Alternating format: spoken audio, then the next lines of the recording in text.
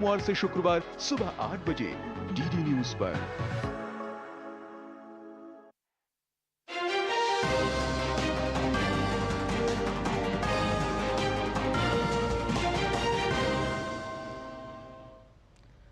नमस्कार, DD news में आप सभी का स्वागत है। मैं हूं ऋतु वर्मा। शुरुआत करेंगे हेडलाइंस के साथ। सुपर स्वच्छ लीग श्रेणी में इंदौर बना सबसे साफ शहर। नई दिल्ली में राष्ट्रपति द्रौपदी मुर्मू ने प्रदान किए स्वच्छ सर्वेक्षण 2024-25 पुरस्कार।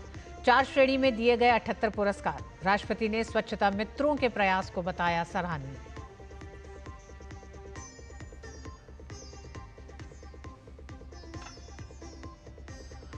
ऑपरेशन सिंदूर के जरिए पाकिस्तान को मिला करारा जवाब। केंद्रीय गृह एवं सहकारिता मंत्री अमित शाह ने जयपुर में सहकार एवं रोजगार उत्सव में कहा, आने वाले 100 साल सहकारिता के।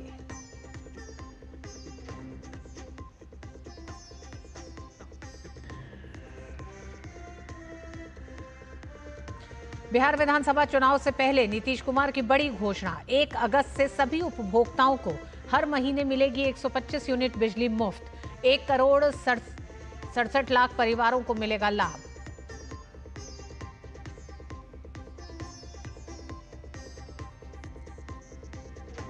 पूर्वी इराक के अल-कुद शहर में भीषण अग्निकांड। हाइपरमार्केट की 5 मंजिला इमारत में भीषण आग लगने से 60 से अधिक की मौत, कई लोग लापता।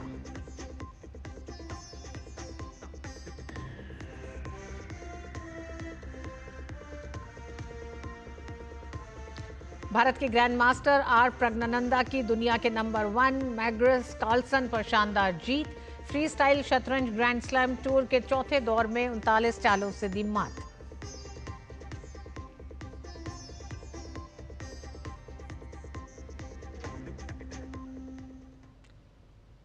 राष्ट्रपति द्रौपदी मुर्मू ने नई दिल्ली के विज्ञान भवन में प्रतिष्ठित स्वच्छ सर्वेक्षण 2024-25 पुरस्कार प्रदान किए। सुपर स्वच्छ लीग शहर की 10 लाख से ऊपर की आबादी वाले शहर की श्रेणी में इंदौर को प्रथम पुरस्कार, सूरत को दूसरा पुरस्कार, नवी मुंबई को तीसरा और विजयवाड़ा को चौथा पुरस्कार मिला है। वहीं सुपर स्वच्छ लीग शहर की 3 से 10 लाख की आबादी वाली श्रेणी में नोएडा को पहला, चंडीगढ़ को दूसरा और मैसूर को तीसरा स्थान मिला। इसके अलावा स्वच्छ शहर पुरस्कारों में 10 लाख से अधिक आबादी वाले शहर में अहमदाबाद शीर्ष पर रहा, जबकि भोपाल दूसरे और लखनऊ तीसरे स्थान पर रहा। 2024-25 विश्व के सबसे बड़े शहरी स्वच्छता सर्वेक्षण का 9वां संस्करण है। इस बार स्वच्छ सर्वेक्षण 2024-25 पुरस्कार की थीम रिड्यूस, रीयूज, रिसाइकिल पर केंद्रित रही।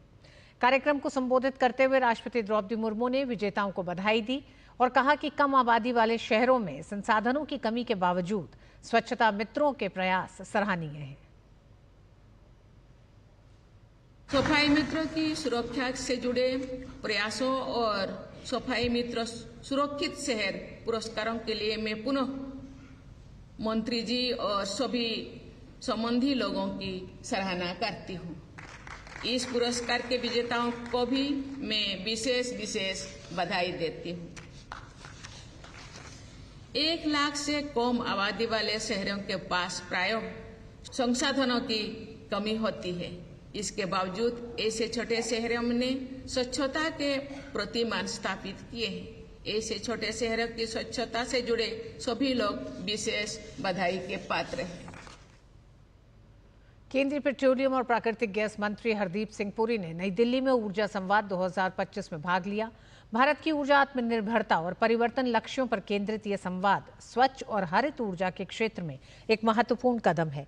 इस दौरान ऊर्जा संवाद में भारत का हाइड्रोकार्बन आउटलुक 2024-25 भी लॉन्च किया गया। केंद्रीय पेट्रोलियम और प्राकृतिक गैस मंत्री हरदीप सिंह पुरी ने कहा कि हमारे पास पर्याप्त तेल उपलब्ध है, वहीं तेल आपूर्ति के कई स्रोत बन रहे हैं। Is that I'm not worried at all. If something happens, we'll deal with it. If, for instance, major buyers of oil, major suppliers of oil just go off the market, well, there was worry when some of them went off the market earlier, which same thing happened. You either divert. वो हमारे यहाँ कहावत है ना, एक दरवाजा बंद होता है तो दूसरा खुल जाता है. I think we've got a lot of scope in that. There are a lot of new suppliers coming on the market. Our own E&P is going to go up soon. We have enough oil. केंद्रीय petroleum और प्राकृतिक gas मंत्री हरदीप सिंह पुरी ने तेल और gas के क्षेत्र में अन्वेषण और विकास के महत्व पर जोर दिया। The Prime Minister's mindset is we have to change this and we have to do E&P now because it's part of our overall philosophy, our self-reliance, Atmanirbhar, etc. But you know, we think that with all the fundamental progress we are making, and we made a lot of progress in biogas, biofuels, we've gone to 20%, green hydrogen, great story, but you will still need traditional energy for a long time. For that you must do E&P. So we brought this act, and even after the act was finally cleared by both houses of parliament, we put the implementing regulations on the net.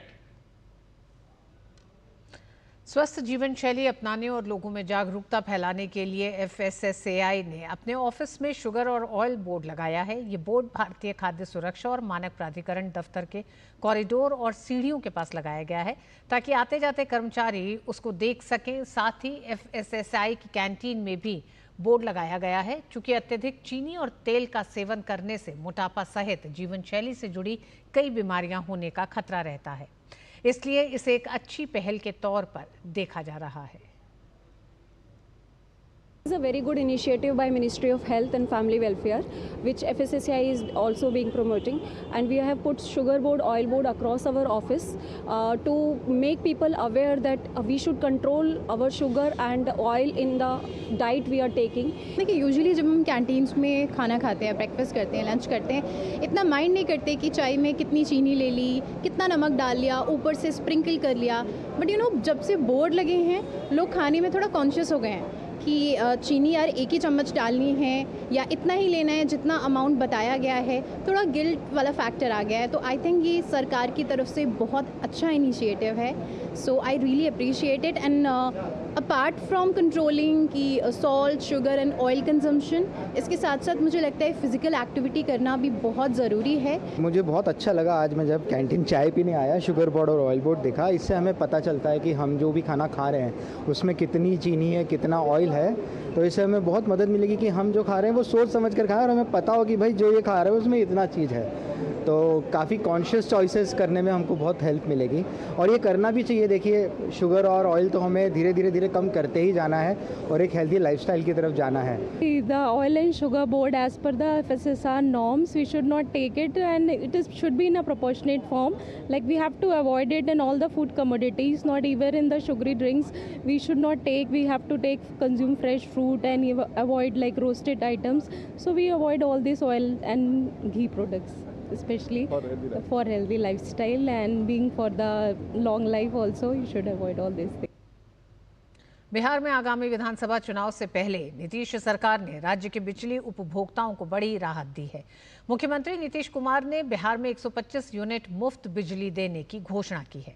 Nitish Kumar ने x पर कहा है, हम लोग शुरू से ही सस्ती दरों पर सभी को बिजली उपलब्ध करा रहे हैं। अब हमने तय कर दिया है कि 1 अगस्त से यानी जुलाई महीने के बिल से ही राज्य के सभी घरेलू उपभोक्ताओं को 125 यूनिट तक बिजली का कोई पैसा नहीं देना पड़ेगा। इससे राज्य के कुल 1,67,00,000 परिवारों को लाभ होगा।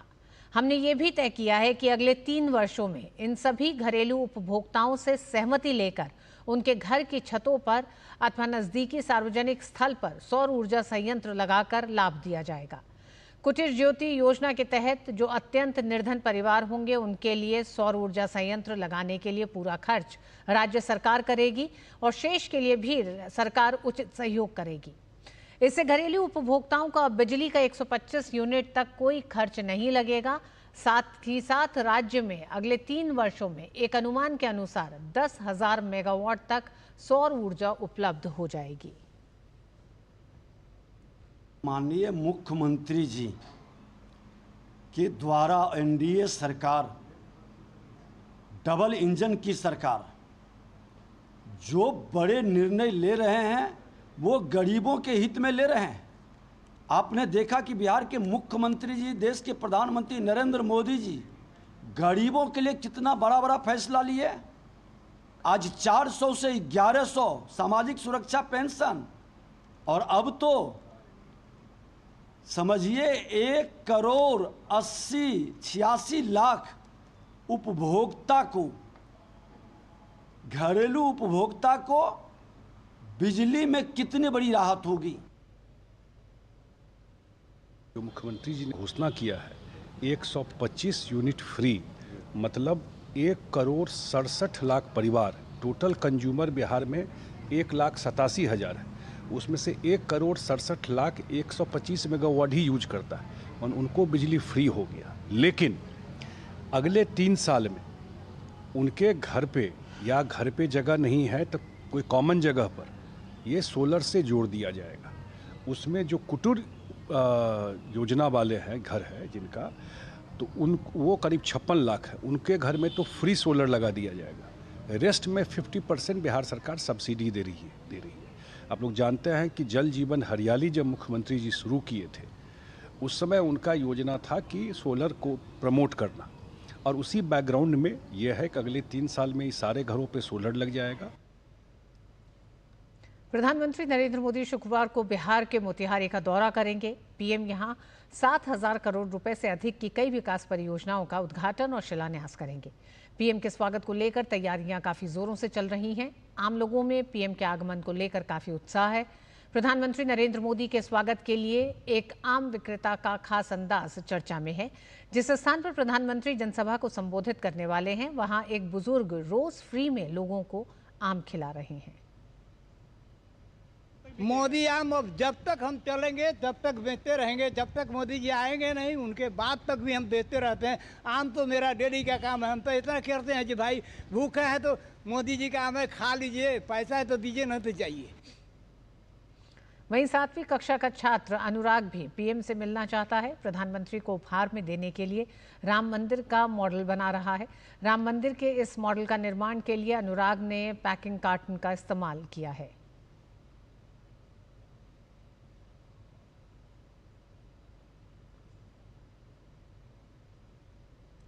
उत्तर प्रदेश में अवैध धर्मांतरण के मामले में जलालुद्दीन उर्फ छांगुर के कई ठिकानों पर प्रवर्तन निदेशालय की छापेमारी जारी है। आज सुबह 5 बजे से ही छांगुर के सभी ठिकानों पर बलरामपुर से लेकर मुंबई तक ईडी छापेमारी की कार्रवाई कर रही है। इसमें बलरामपुर के 12 ठिकाने और मुंबई के 2 ठिकाने शामिल हैं।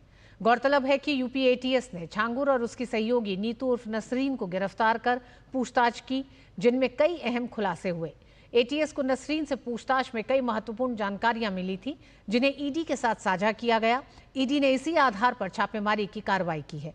इस मामले के एक आरोपी नवीन ने शहजाद शेख को 2 करोड़ ट्रांसफर किए थे, जिसके बाद शहजाद शेख के बांद्रा और माहिम आवास पर छापेमारी की गई।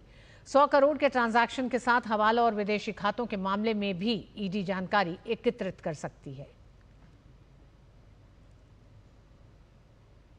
कांग्रेस नेता राहुल गांधी के बयान की मध्य प्रदेश सरकार में मंत्री विश्वास सारंग ने कड़ी निंदा की है। उन्होंने कहा कि राहुल गांधी खुद तो जमानत पर घूम रहे हैं। करोड़ों अरबों रुपए का भ्रष्टाचार करने के बाद बिना तथ्य के आरोप लगाना कांग्रेस की आदत हो गई है। नेहरू परिवार जब से इस देश में शासन में आया, उसने हर समय भ्रष्टाचार किया। नेशनल हेराल्ड मामले में तो नेहरू परिवार ने ट्रस्ट के पैसे का हेरफेर कर दिया। कांग्रेस पार्टी और राहुल गांधी की सच्चाई अब जनता के सामने आ चुकी है। करोड़ों अरबों रुपए के भ्रष्टाचार करने के बाद बिना तथ्य के इल्जाम लगाना ये कांग्रेस की आदत हो गई है। नेहरू परिवार जब से इस देश में शासन में आया, उसने हर समय भ्रष्टाचार किया। नेशनल हेराल्ड मामले में तो नेहरू परिवार ने अपने ऐशो आराम के लिए ट्रस्ट का ही पैसे का हेरफेर कर दिया। हेमंत बिस्वा शर्मा जी असम में विकास और कल्याण के नए आयाम स्थापित कर रहे हैं और उनसे डरकर इस तरह बिना तथ्यों के आरोप लगाना ये शोभा नहीं देता। राहुल गांधी जी को खुद बताना चाहिए कि नेशनल हेराल्ड मामले में उन्होंने क्या किया। बीजेपी के प्रवक्ता जफर इस्लाम ने कांग्रेस नेता राहुल गांधी के हालिया बयानों पर निशाना साधा। उन्होंने कहा कि जब राहुल गांधी बिहार में हो रहे एसआईआर पर सवाल उठाते हैं तो हार का ठीकरा फोड़ना चाहते हैं। ईवीएम का रोना पुराना हो चुका है। जनता की अदालत में वो 3 बार फेल हो चुके हैं। वहीं असम के मुख्यमंत्री हेमंत बिस्वा शर्मा पर दिए गए बयान पर भी उन्होंने राहुल गांधी को घेरा है। जफर इस्लाम ने कहा कि जो परिवार खुद बेल पर हो, वो एक चुने हुए मुख्यमंत्री को जेल भेजने की बात कैसे कर सकता है। राहुल गांधी जी अराजकता फैलाने वाले लोगों में से एक है। वो पॉलिटिकली तो फेल हो चुके हैं, जितना बार भी उनको लॉन्च किया जाता है वो फेल हो जाते हैं। लेकिन फिर भी धमकियां देने से बाज नहीं आते हैं। वो आसाम के मुख्यमंत्री को धमकी दे रहे हैं जो खुद से चुन कर आए हैं, जनता के समर्थन से चुन के आए हैं। एक चुने हुए मुख्यमंत्री को इस तरह से धमकी दे रहे हैं कि जेल में भेज देंगे। मुझे उनको याद दिलाना पड़ेगा कि वो खुद बेल पे हैं और किस मामले में करप्शन पे बेल पे हैं। और जब जनता के बीच में गए तो 3 बार जनता ने अपना फैसला सुना दिया 2014, 19 और 24 में कि जनता उनसे दुखी है, जनता ने अपना फैसला सुना दिया है। अब वेट करें, वो सिर्फ उनको इंतजार करना चाहिए कोर्ट के फैसले का। कोर्ट के फैसले के बाद अभी तो बेल में है, आगे आप ही लोग के मीडिया के सामने जेल में भी जाएंगे। बोलीविया में खसरा और रूबेला के प्रकोप से निपटने के लिए मानवीय सहायता के तहत भारत ने 3 लाख खुराकों की वैक्सीन और संबंधित चिकित्सा सामग्री की एक खेप रवाना की है। ये सहायता बोलीविया को रोग नियंत्रण और प्रभावित लोगों की सुरक्षा के प्रयासों में मदद पहुंचाने के उद्देश्य से की गई है। भारत ने इस कदम के माध्यम से एक बार फिर वैश्विक दक्षिण के देशों के साथ आपसी एकजुटता को दर्शाया है। विदेश मंत्रालय ने बयान जारी कर कहा है कि भारत संकट की घड़ी में अपने मित्र देशों के साथ खड़ा है और स्वास्थ्य के क्षेत्र में वैश्विक सहयोग को प्रोत्साहित करता रहेगा। राजस्थान में मौसम का मिजाज लगातार बदल रहा है। कल के उमस भरे मौसम के बाद आज से राज्य में भारी बारिश की संभावना है। कोटा और भरतपुर डिवीजन में बहुत भारी बारिश का अलर्ट जारी किया गया है। जयपुर और अजमेर में भी बादल मेहरबान रहेंगे और बारिश की संभावना है। पूर्वी राजस्थान में अगले 48 घंटे में भारी बारिश, जबकि पश्चिमी राजस्थान में हल्की बूंदाबांदी की संभावना है। बारिश का सबसे ज्यादा असर कोटा, बारा और सवाई माधोपुर को देखने को मिल सकता है। मौसम विभाग ने इन इलाकों के लिए भारी बारिश की चेतावनी दी है। 20 से अधिक जिलों में शाम से बारिश का प्रभाव दिखेगा। आज दोपहर तक अधिकतर जिलों में मौसम ठीक रहेगा। वक्त एक छोटे से ब्रेक का। केंद्रीय मंत्री हरदीप सिंह पुरी ऊर्जा वार्ता प्रेस कॉन्फ्रेंस को संबोधित कर रहे हैं। After consultation, the second draft of the rules was put out. Now, all of these will have consequential impact on the model revenue sharing contract. Some clauses will have to be amended, made in line with the Act. So, the changes which we are proposing have been put out for stakeholder views. Sir, there is a provision where foreign companies, if their lease or contract is being cancelled, can get compensation from the government. So, is there such provision which have been made? So, with a consideration, man. It's all in the public domain, right? It's all in the public. Whatever is there. We have not taken a view. We put out a draft. Rather, DGH has put out a draft. अब आने दो उस बात करते हैं. Yeah. Thank you. अभी तो उल्टा ही हुआ है. Lot of companies which bid that did not. Now you're saying if you release them. I mean, we'll reach that stage. First, we don't want a situation where everybody bids, then hangs on to it, doesn't do something for 10. अभी तो उसको cancel कर रहे हैं. और बहुत किया है हमने. It's a consultation stage. They're consultation पे.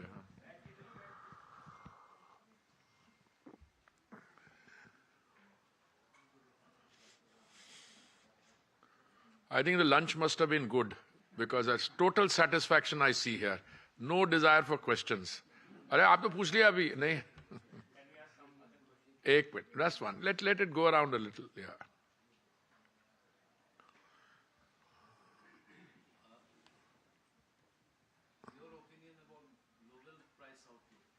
My opinion about global price outlook. ये बड़ा omnibus question है. देखिए ऐसा है that let's analyze the event of the last 6 months. One, there has been fair amount of uncertainty arising out of turmoil which is defined in terms of centers of conflict. One center of conflict started in February 2022, Russia and the Ukraine. More recently, and in between, there were attacks in the Red Sea from pirate groups and specific other non-state actors. There has been Iran, Israel, earlier Hamas, Gaza, etc. But throughout this process, and I'd like my colleagues in the OMCs to correct me, the market did not react to these individual situations and collective turmoil by prices spiraling out. I mean, market did not. when the last set of events took place, there was, as I said in the fireside chat also, there was widespread expectation that the Straits of Hormuz would close. That's always a distinct possibility if you are in a military-like situation. You can go on arguing there, no, it's not in the interest of country X or the country Y to close it. That's a line you can take. But we had to prepare for an eventuality of that kind, should it take place. And as I mentioned in the fireside chat, we prepared for it. I asked my OMCs, I said, how much stock have you got? Almost all of them had at least 21 days, one of them had 25 days. And we also thought that if Straits of Hormuz close honi bhi hai, to kitna 3 din ke liye hogi, 5 din ke liye hogi, not for a longer period. So we were prepared for it. But the interesting thing is even that did not result in prices going out of the current band. Why is that not happening? Why are the prices not leaving the band? Now I'll ask my colleagues who deal with this. You are all better experts. I'm not an expert. I'm still studying it. Look, two things. One is there is no shortage of crude oil in the world. The amount of crude oil which was extracted before this series of events was what, 102 million barrels a day? They cut 5 million, OPEC cut 5 million barrels a day, came down to 97. Abhi last week I was in Vienna with OPEC Plus. They're slowly coming back, but they still haven't come back to that 5 million cut. Abhi, I saw kitna 4 lakh abhi kiya tha, fir kuch, huh? 4 per month. Ye to 5 million barrels per day kata tha na. So I'm coming back to the overall situation. There is availability of oil, more than enough. Yes, there's some people will tell you, but demand is going up, or demand this is going to happen, so and so is storing. Doesn't matter, there is enough oil. And there is more and more crude oil coming on the market from the Western Hemisphere. That is another very important factor. So my reading is that those who have that resource somewhere have taken the decision. Now this is purely speculative, but I speak this in, don't report this as a statement by the minister. If you want, you can, but you can say that this is how sources believe. We are also thinking. A lot of people who have that, some of them who are members of a producing group, they have the capacity to ramp up production because it can be done easily, at least 2 of those players. Many others have not invested in the existing infrastructure, so they cannot. Some of them are producing more than the prescribed share, at least so people say. But we have a situation that there's no shortage of crude. Will this shortage now? You can also ask a philosophical question. What is the relationship between availability and price? Well, I think there's total availability, a total coefficient. I mean, if Delhi में आयोजित हुए ऊर्जा संवाद के बाद केंद्रीय petroleum और प्राकृतिक गैस मंत्री हरदीप सिंह पुरी ने प्रेस वार्ता को संबोधित किया और कहा कि भारत की नज़र कच्चे तेल के बाजार पर बनी हुई है। भारत के पास पर्याप्त तेल है और भारत के पास पर्याप्त स्रोत भी हैं। खबरों में आगे, केंद्रीय गृह एवं सहकारिता मंत्री अमित शाह ने आज जयपुर में सहकार और रोजगार उत्सव सम्मेलन में शामिल हुए। इस दौरान केंद्रीय गृह और सहकारिता मंत्री ने ऑपरेशन सिंदूर का जिक्र करते हुए कहा कि मोदी सरकार ने पाकिस्तान में घुसकर आतंकवादियों के ठिकानों को नष्ट कर दिया। उन्होंने कहा कि हमारी सरकार ने दुनिया को स्पष्ट संदेश दिया कि अब भारत आतंकवाद को करारा जवाब देगा। नरेंद्र मोदी जी ने सबसे बड़ा काम किया है देश को सुरक्षित करने का, और जो कांग्रेस के राज में ये देश आए दिन आतंकवादी हमलों से त्रस्त था। पहले उरी में हमला हुआ, मोदी जी ने सर्जिकल स्ट्राइक की। पुलवामा में हमला हुआ, एयर स्ट्राइक करी, और पहलगांव में हमला किया। ऑपरेशन सिंदूर कर पाकिस्तान के घर में जाकर आतंकवादियों के परछत्ते उड़ा दी और एक मजबूत संदेश पूरी दुनिया को भेजा है कि भारत के नागरिक, भारत की सेना और भारत की सीमा इसके साथ छेड़खानी नहीं करते, वरना नतीजे भुगतने पड़ते हैं। और इस बुलेटिन में बस इतना ही। नमस्कार।